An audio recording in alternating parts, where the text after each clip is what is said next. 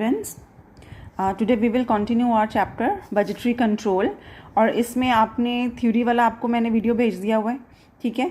और उसके बाद जो नेक्स्ट आपको मैंने भेजा था कैश बजट की 2 इलस्ट्रेशंस करवाई थी आपको। क्लियर? आई होप आपने कर लिया होगा उसको अच्छे से, राइट। तो अभी जो नेक्स्ट है जो इम्पॉर्टेंट है पेपर में आ सकता है, that is a flexible budget. अब यहाँ देखो फ्लेक्सिबल बजट की इलस्ट्रेशन आपको दी हुई है, 12th इलस्ट्रेशन है, राइट। अब इसमें देखो फ्लेक्सिबल बजट जो है इसको बनाने के 2 तरीके हैं। एक होता है ट्रेडिशनल अप्रोच मेथड और एक है मार्जिनल कॉस्ट मेथड, ठीक है। इसमें जो है ट्रेडिशनल कॉस्ट मेथड है, जैसे आप बनाते हो कॉस्ट शीट, ये कॉस्ट शीट की फॉर्म में बनता है। इसमें सारे जो आइटम्स हैं वो आपने कॉस्ट शीट में जैसे लिखते हैं वैसे लिखते हैं, ठीक है। और जो दूसरा मार्जिनल कॉस्टिंग यहाँ पर आपको दिया हुआ है उसमें होता है कि हमने फिक्स्ड कॉस्ट एक तरफ लिख दिए, वेरिएबल कॉस्ट एक तरफ लिख दिए और लास्ट में हमने उन दोनों को टोटल कर देना है। आप कोई भी मेथड यूज़ कर सकते हो। अगर आपको स्पेशली पेपर में बोला है उन्होंने कि आपने ट्रेडिशनल मेथड यूज़ करना है या आपने मार्जिनल कॉस्टिंग मेथड यूज़ करना है, तो तब आपको उसके अकॉर्डिंगली करना पड़ेगा। लेकिन अगर आपको मेंशन नहीं किया हुआ क्वेश्चन में तो आप ट्रेडिशनल अप्रोच मेथड भी लगा सकते हो और मार्जिनल कॉस्ट अप्रोच मेथड भी लगा सकते हो, ठीक है। उसमें कोई फ़र्क नहीं पड़ेगा।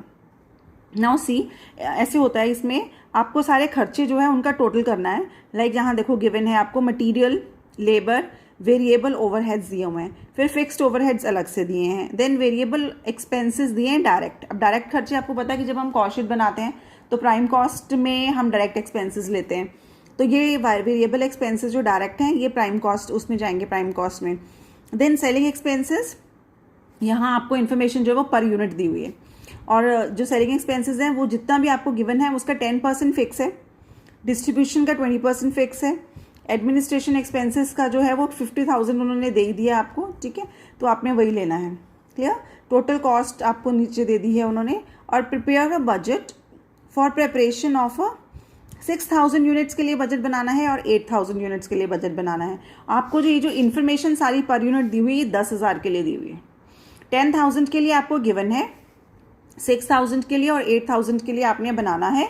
तो इस तरह से आपने ऐसे बनाना है, इधर पर्टिकुलर्स लिखेंगे, इधर आप लिखोगे 6,000 units, 8,000 units and 10,000 units. 10,000 units की सारी इन्फॉर्मेशन आपके पास है, इसको हमने ऐसा देख लेना है जो आपको पर यूनिट दिया हुआ है, ठीक है। सो वी विल स्टार्ट, जैसे हम कॉस्ट शीट बनाते हैं, कॉस्ट शीट में हम क्या क्या लिखते हैं, मटीरियल, लेबर, डायरेक्ट एक्सपेंसेस, ठीक है। तो उस तरह से आपने लिख देना है material, labour and direct expenses. तो मटेरियल का खर्चा जैसे है यहाँ पे देखो 70 रुपीज़ पर यूनिट है, तो 70 मल्टीप्लाइड बाई 10,000 7 लाख आ गया, ठीक है। 70 मल्टीप्लाइड बाई 8,000 5,60,000 आ गया।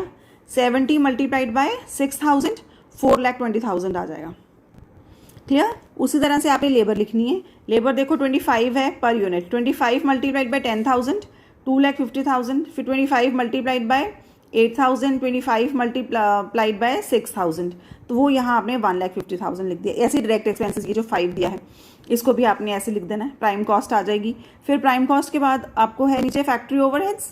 फैक्ट्री ओवरहेड्स ही होते हैं ना, जब हम कॉस्ट शीट बनाते हैं तो पहले प्राइम कॉस्ट होती है, फिर फैक्ट्री ओवरहेड्स होते हैं, फिर एडमिनिस्ट्रेशन ओवरहेड्स होते हैं, फिर सेलिंग एंड डिस्ट्रीब्यूशन आप लिखते हो, क्लियर। तो उसी तरह से जैसे कॉस्ट शीट आप बनाते हो वैसे ही आपने बनानी है।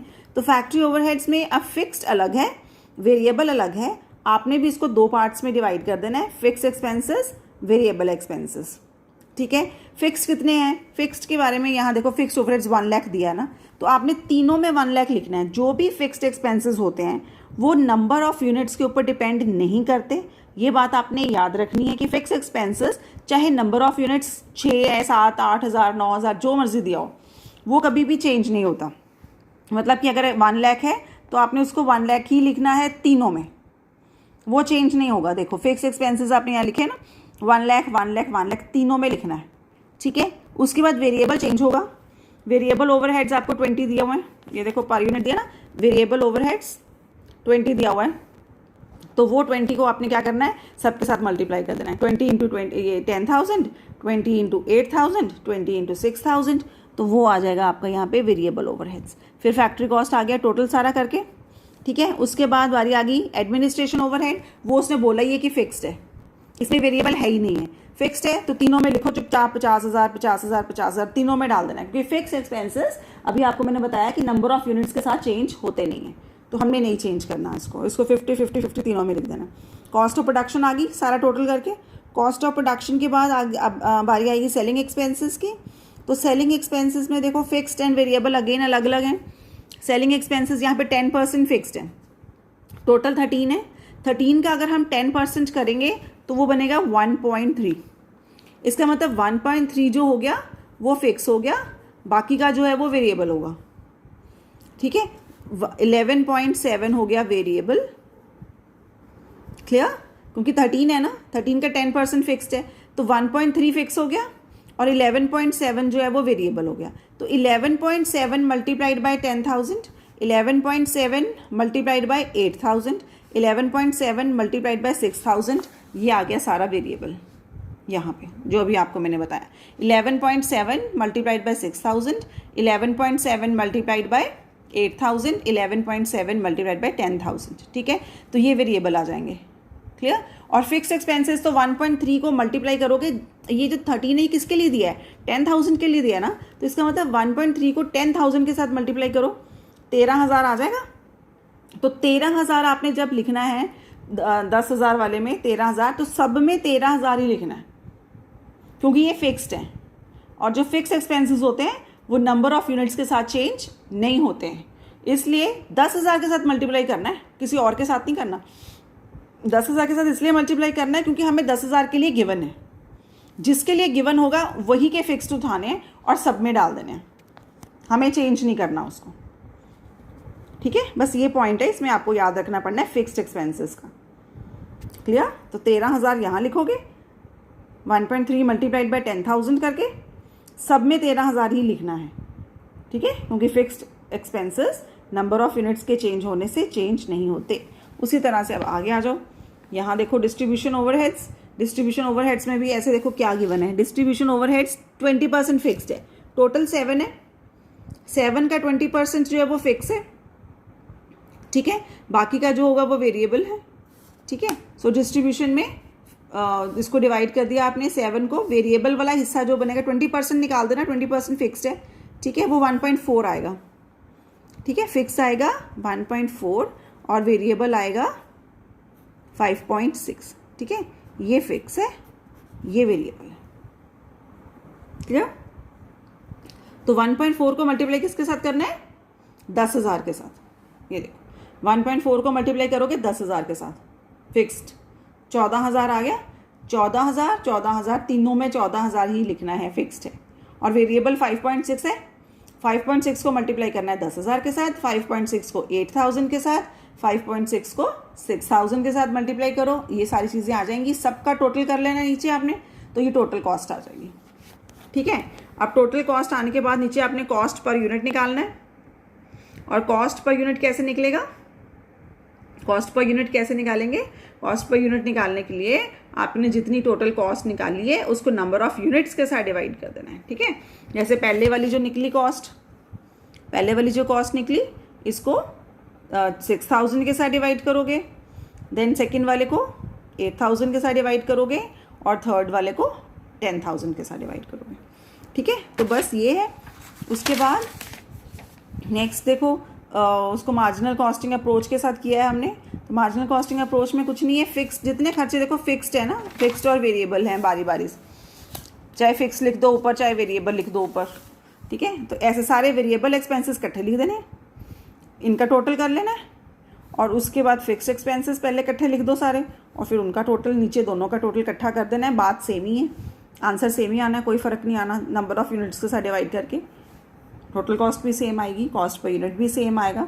बस ये है कि सारे वेरिएबल एक्सपेंसेस एक तरफ, सारे फिक्स्ड एक्सपेंसेस एक तरफ, बस यही सिर्फ डिफरेंस है। ठीक है, नेक्स्ट देख लो इलस्ट्रेशन। ये देखो यह था अपनी 13th इलस्ट्रेशन। यहाँ पे जो आपको इन्फॉर्मेशन है वो 5,000 यूनिट्स के लिए दी हुई है और आपको उन्होंने आगे 4,000 और 6,000 के लिए निकालने को बोला है। 4,000 और 6,000 के लिए निकालने को बोला है। 5,000 के लिए ऊपर सारी इन्फॉर्मेशन गिवन है, टोटल दिया हुआ है। पहले पर यूनिट दिया था ना, पिछला जो क्वेश्चन था उसमें आपको पर यूनिट दी थी इन्फॉर्मेशन, यहाँ पे पर यूनिट नहीं दी है, यहाँ पे टोटल दे दिया 5,000 के लिए और कितना परसेंट फिक्स है कितना वेरिंग है वो यहाँ लिखा है। 100% वेरिंग, सारा ही वेरी कर रहा है। ठीक है, ये 80% वेरिंग है, इसका मतलब 20% फिक्स्ड हो गया। ये 75% वेरिंग है, इसका मतलब 25% फिक्स हो गया। 20% वेरिंग है, 80% फिक्स हो गया। जो जो परसेंटेज दिया अपने आप आपने उसमें अकॉर्डिंगली कर लेना है, ठीक है। जैसे देखो ये 5,000 के लिए तो गिवन ही है सारा कुछ, हमने ऐसा ही लिख लेना है। मटेरियल 25,000 गिवन है, लेबर 15,000 गिवन है, आपने प्राइम कॉस्ट निकाल ली, ठीक है। अब 4,000 में कितना लिखेंगे फिर? 4,000 यूनिट्स के लिए कितना लिखेंगे कि अगर 5,000 के लिए 25,000 है तो 4,000 के लिए कितना होगा, ठीक है। ये कैसे निकलेगा? 25,000 है ना, तो 25,000 है 5,000 के लिए, तो 4,000 के लिए कितना होगा, ठीक है। इसी तरह से 25,000 ओवर 5,000 इंटू 6,000 कर देंगे तो यहाँ आ जाएगा, इधर आ जाएगा, ठीक है। तो इस तरह से आपने प्रोपोर्शनेट निकाल लेना है, क्लियर। उसी तरह से अब आगे देखो, लेबर है, लेबर आपको दिए ना, लेबर भी वो कह रहा है कि 100% वेरिंग है, लेबर भी 100% वेरिंग है, तो 15,000 तो पता ही है, 15,000 तो लिख ही देना है यहाँ पे, ठीक है। इसका कैसे निकालोगे? 12,000 कैसे निकालोगे? ऐसे निकालेंगे, 15,000 है ना, तो 15,000 है 5,000 के लिए, तो 4,000 के लिए कितना होगा? 4,000 के लिए कितना होगा? 12,000। और उसी तरह से 6,000 के लिए कितना होगा? 18,000, ठीक है, टोटल हो गया। उसी तरह से देखो आगे, फैक्ट्री ओवरहेड, पावर जो है वो फैक्ट्री में जाएगी, रिपेयर भी फैक्ट्री में जाएगा, ठीक है ना, स्टोर्स का खर्चा भी जाएगा, इंस्पेक्शन, डेप्रिसिएशन, ये सारे फैक्ट्री के खर्चे हैं। और वो आपने बस देखते जाना कि वेरिएबल कितना है और फिक्स कितना है। पावर है, जैसे पावर के केस में उसने आपको क्या बताया है? 1250 80% वेरिंग है ना, तो 1250 जो है 1250 का 80% कर लेना, 1250 दिया ना, तो 1250 का कर लेना 80%, वो आ जाएगा 250, 250, 250, 250, तीनों में सेम लिखना है। बस ये याद रखना कि फिक्स एक्सपेंसेस कभी चेंज नहीं होते हैं नंबर ऑफ यूनिट्स के साथ, तो 250, 250, 250 लिख देना है।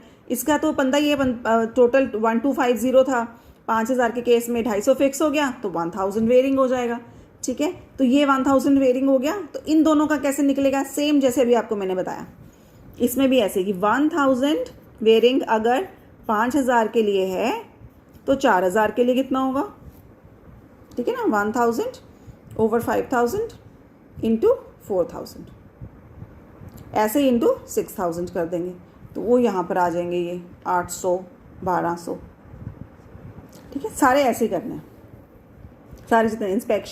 इंस्पेक्शन फिर फिक्स्ड है, वेरिएबल है। देखो इंस्पेक्शन का जो खर्चा दिया है 20% वेरिंग है, 80% फिक्स है, तो 500 का 80% कर लिया, 500 का 80% 400 आया, 400, 400, 400 सेम लिख देना, ठीक है। अब 5,000 के केस में टोटल 500 है, तो 100 बच जाना है वेरिंग में, ठीक है। और बाकी में 80 और 120 फिर वैसे निकाल लेना है, जैसे आपको मैंने बताया कि अगर 100 है 5,000 के लिए तो 4,000 के लिए कितना होगा, ठीक है। और फिर 6,000 के लिए कितना होगा, ठीक है। सारे ऐसे कर देने बस। फिर ऐसे ही सेलिंग है, फिक्स्ड है, वेरिएबल है, ठीक है, वो भी सेम है। 50% वेरिंग है, ये देखो जैसे सेलिंग वाला खर्चा है, सेलिंग वाला खर्चा वो बोल रहा है 50% वेरिंग है, ठीक है। 3,000 है ना टोटल, 3,000 है टोटल, तो 1,500, 1,500, क्योंकि 50% वेरिंग है, 50% फिक्स्ड है। तीनों में 1,500, 1,500 लिख देना है फिक्स्ड वाला, और वेरिएबल वैसे जैसे आपको मैंने बताया कि 1,500 है, तो अगर 1,500 5,000 के लिए है तो 4,000 के लिए कितना होगा, 6,000 के लिए कितना होगा, वो यहाँ निकाल लेना है। नीचे आपने टोटल कॉस्ट निकाल लेनी है, टोटल कॉस्ट निकाल के फिर नंबर ऑफ यूनिट्स के साथ डिवाइड करना है और कॉस्ट पर यूनिट निकाल लेनी है, ठीक है। Divided by 5,000, divided by 6,000, divided by मतलब ये 4,000 और ये 6,000, ऐसे ही है, ठीक है। फिर ये आपके पास कॉस्ट पर यूनिट आ जाएगी। तो इस तरीके से आपका ये बन जाएंगे फिक्स्ड जो फ्लेक्सिबल बजट है वो आपने ऐसे बनाना है, ठीक है। क्लियर हो गया। अब आप जितनी भी आपको इलस्ट्रेशंस दी हुई हैं फ्लेक्सिबल बजट की आप कर लो, कोई प्रॉब्लम है आप मेरे से पूछ लेना, ठीक है। उसके बाद बस और कुछ नहीं है इधर। फिर एक देखो यहाँ जीरो बेस बजटिंग है, ये भी आपसे पूछ सकते हैं थ्योरी में, 5 मार्क्स का क्वेश्चन आ सकता है, जैसे 2 पार्ट्स में डिवाइड करके क्वेश्चन आ सकता है, उसमें आपसे पूछ सकते हैं जीरो बेस बजटिंग क्या है, ठीक है। तो जीरो बेस बजटिंग में यह होता है कि बनता तो बजट ही है, लेकिन यहाँ पर हम प्रीवियस ईयर की फिगर्स को यूज़ नहीं करते, यहाँ पे जो भी बजट बनता है वहाँ पे हम स्क्रैच से शुरू करते हैं, कोई पास्ट फिगर्स यूज़ नहीं करनी। आप अपना पास्ट एक्सपीरियंस यूज़ कर सकते हो, लेकिन पास्ट फिगर्स हमने ही नहीं यूज़ करनी। हमने कोई भी मटेरियल का, लेबर का, कोई भी खर्चा जो हम बजट में यूज़ करते हैं वो हमने ये नहीं कहना कि हमने इसलिए खर्चा डाला है क्योंकि हमने पिछले साल भी डाला था। आपको अपने हर खर्चे को जस्टिफाई करना होता है। तो this is a zero base budgeting. Clear? ठीक है, यहाँ पे देखो लिखा हुआ है the purpose of budgeting previous years figures are taken as base. पहले हम ऐसे करते थे कि प्रीवियस ईयर के फिगर्स को लेते थे, उसको बेस बनाते थे, फिर अगले साल का बजट बनाते थे। ठीक है, तो उसमें ये होता था कि वो गलत बन जाते थे बजट्स, क्योंकि हम सारी चीज़ें पुरानी नोट करते रहते हैं कि अच्छा पिछली बार भी यही हुआ था तो इस बार भी यही होगा। लेकिन ये जो है जीरो बेस बजटिंग है, डेवलप्ड बाय, ठीक है, this is developed by Peter a fair. ठीक है, उन्होंने ये बनाया था जीरो बेस बजटिंग, और इसका जो पर्पस है जीरो बेस बजटिंग का यही है कि हम पिछले साल के फिगर्स यूज़ ना करें, क्योंकि उससे बजट जो है वो ख़राब हो जाता है। हम यही सोच के चलते हैं कि अच्छा चलो यही हुआ होगा पिछले साल भी तो इस बार भी यही होगा, बट ये ज़रूरी नहीं है। सिचुएशंस चेंज होती रहती हैं, मार्केट कंडीशंस चेंज होती रहती हैं, तो हर बार सेम बजट जो है वो नहीं बनाना चाहिए। हमेशा अपना न्यू एस्टिमेट साइंटिफिक तरीके से निकालने चाहिए और उसके अकॉर्डिंगली हमें यूज़ करना चाहिए। ठीक है, तो ये आपने पढ़ लेना है। जीरो बेस बजटिंग भी 5 मार्क्स के लिए, 10 का तो नहीं बनता ये। ठीक है, तो बस इसके साथ आपका ये जो बजटिंग का जो चैप्टर है ये फिनिश है। Please go through this chapter, सारा थ्योरी और थ्योरी का सारा पोर्शन आपको मैंने बता दिया है कैसे करना है। क्लियर? और उसके बाद आपने फ्लेक्सिबल बजट कैसे बनाना है, फिक्स्ड बजट कैसे बनाना है। क्लियर? तो ये सारा आपने देख लेना अच्छे से। ठीक है, ये प्रोसेस भी करना है जीरो बेस बजटिंग का, या स्टेप्स आपको पूछ सकते हैं, steps involve in zero base budgeting. ठीक है, आइडेंटिफिकेशन ऑफ डिसीजन यूनिट्स। ठीक है, पहले आपने डिसीजन यूनिट्स बनाने हैं। ठीक है, किसके लिए आपको जीरो बेस बजटिंग करनी है, फिर डिसीजन पैकेजेस बनाने हैं, इसमें हम रिस्पॉन्सिबिलिटीज सेट करते हैं, प्रॉपर उसमें सारे डॉक्यूमेंट्स हैं जो आपको चाहिए होते हैं, किस तरह से बनेगा जीरो बेस बजटिंग। ठीक है, तो रैंकिंग करनी है फिर आपने। ठीक है, रैंकिंग ऑफ प्रायोरिटी, फंडिंग की ज़रूरत है, कैसे करना है, और ये नीचे इसके 3-4 एडवांटेजेस दिए हैं, ये पढ़ लेना बस, दैट्स इट। ठीक है, इतना काम आप कर लो। देन नेक्स्ट अब हम करेंगे स्टैंडर्ड कॉस्टिंग। इससे जो नेक्स्ट चैप्टर है स्टैंडर्ड कॉस्टिंग में material variance and labour variance हैं, वो इंपॉर्टेंट हैं, आ सकते हैं पेपर में। थ्योरी भी आ सकती है, प्रैक्टिकल भी आ सकता है। थ्योरी भी बहुत इंपॉर्टेंट है स्टैंडर्ड कॉस्टिंग, जैसे बजटिंग की थ्योरी बहुत इंपॉर्टेंट है वैसे स्टैंडर्ड कॉस्टिंग की भी थ्योरी बहुत इंपॉर्टेंट है। ठीक है, difference between standard costing and budgeting costing भी बजटरी कंट्रोल भी आ सकता है आपको। क्लियर? तो इतना आप अच्छे से कर लो पूरा बजटिंग, और मुझे बताओ कि आपने बजटिंग का चैप्टर कर लिया है। अपने ग्रुप में आप मुझे इन्फॉर्म करो कि येस मैम हमने बजटिंग का चैप्टर कर लिया है। कोई प्रॉब्लम है तो आप पूछो। ठीक है, then we will do the standard costing. Clear? Thank you.